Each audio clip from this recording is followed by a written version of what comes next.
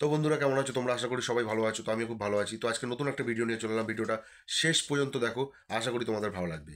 তো আজকে big breaking news. আজকের ব্রেকিং নিউজ হচ্ছে কাংলুদের আব্বা পাকিস্তানকে ভরে দিয়েছে জিম্বাবুয়ে। ঘাপার ঘাপ। হ্যাঁ, ঠিকই শুনেছো।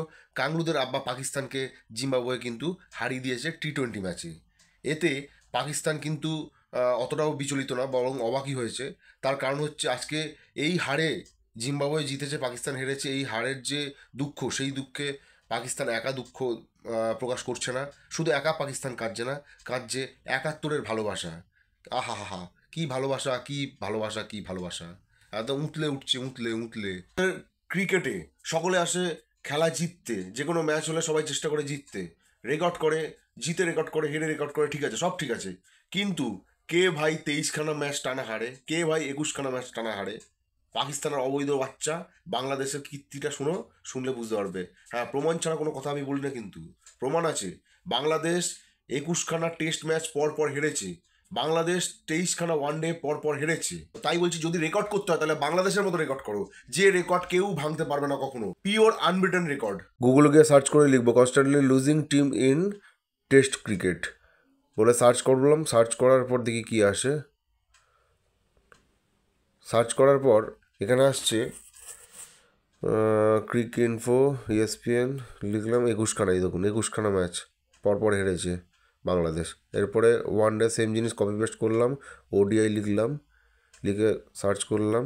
সার্চ করে ESPN ক্রিক ইনফো সার্চ করলে গুগল দেখাচ্ছে 23খানা। বাংলাদেশের পাশে দেখুন 23খানা লেখা আছে, 23খানা টানা হেরেছে। বিশ্বাস হলো তো কথাটা? প্রমাণ ছাড়া কোনো কথা বলা কিন্তু বোকা বোকা লাগে, তাই জন্য প্রমাণ দিয়েই কথা বলি।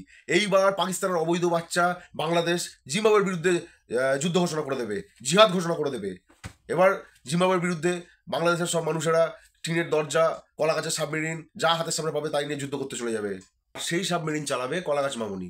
বাংলাদেশ কিন্তু টোটাল 7বার ODI বিশ্বকাপে অংশগ্রহণ করেছে, আর কেনিয়া করেছে মাত্র 5বার। এর মধ্যে কেনিয়া কিন্তু 2003 বিশ্বকাপে সেমিফাইনাল পর্যন্ত পৌঁছেছিল, অর্থাৎ সেমিফাইনালে কোয়ালিফাই করেছিল খেলার জন্য। কিন্তু বাংলাদেশ সেমিফাইনাল তো দূর কি বাত, গ্রুপ স্টেজ ঠিকঠাক পার করতে পারে না। এখন অনেকে বলবে কেনিয়া তো হারিয়ে গেছে বিশ্ব ক্রিকেট থেকে। হ্যাঁ, আমিও তাই জানি, কেনিয়া হয়তো বিশ্ব ক্রিকেট থেকে হারিয়ে গেছে, কিন্তু তারা এসেছিল খেলতে, তারা খেলেছে, খেলে হারিয়েছে। তোমাদের মতো মানে জায়গা নোংরা করার জন্য আসেনি। শোন, ক্রিকেট খেলা তোদের দ্বারা হবে না। কাঙুল বাচ্চা, তোদের বলছি, মিরপুরের যে ধান ক্ষেতের মাঠ আছে, ওই ধান ক্ষেতে ধান চাষ কর, আলু চাষ কর, পটল চাষ কর, টমেটো চাষ কর। এমনিতেই তো আলুর দাম 120 টাকা কেজি হয়ে গেছে তোদের। কালকেই দেখছিলাম একটা নিউজে। সবচেয়ে ভালো নিজেরা চাষাবাদ কর, ভারত থেকে আর কোনো কিছু পাবি না তোরা। তোদের রস শুকিয়ে যাবে খুব তাড়াতাড়ি। তোরা চাষবাস কর, চাষাবাদ কর, তাতে ভাল লাগবে। তোদের সঙ্গে যে জিনিসটা মানায় সেই জিনিসটা তোরা কর। কী জন্য খেলছিস? টানা 23টা ম্যাচ হেরেছিস, টানা 21টা ম্যাচ হেরেছিস, একবারের জন্য সেমিফাইনালে উঠতে পারিস নি। লজ্জা লাগে না কোনো? লজ্জা সরম কিচ্ছু নেই। আমরা তো খেলা ছেড়ে দিতাম অন্য দল হলে। খেলা টানা এরকম হারলে খেলা ছেড়ে দিত। ছি ছি ছি ছি, লজ্জার ব্যাপার। যাক, আজকে লুঙ্গি ছেঁড়াছিড়ি এই পর্যন্তই থাক। দেখা হচ্ছে পরবর্তী ভিডিওতে খুব তাড়াতাড়ি।